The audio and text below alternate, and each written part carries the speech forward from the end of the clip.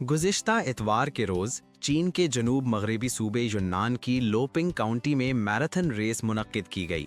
Thailand, Slovenia और Singapore समेत दुनिया के 8 ममालिक और खित्तों से 20 से ज़ायद बैनुल-अक़वामी रनर्स ने दौड़ में हिस्सा लिया।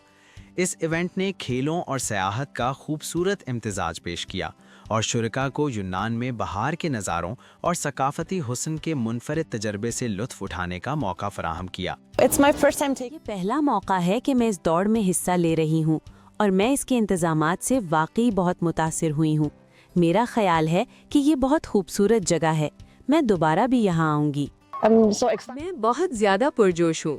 हर एक ने यहाँ खूब लुत्फ़ उठाया और मेरी भी यहाँ निहायत खुशगवार यादें हैं। थाईलैंड के शहर चियांग माई से भी एक वफ़द ने तकरीब में शिरकत की ताकि ताउन के मज़ीद इम्कानात तलाश किए जा सकें।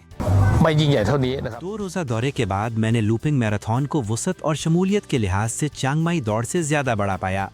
हमें इस तजर्बे से कुछ सीखने और अपने मैराथन इवेंट्स को मज़ीद बेहतर बनाने की उम्मीद है।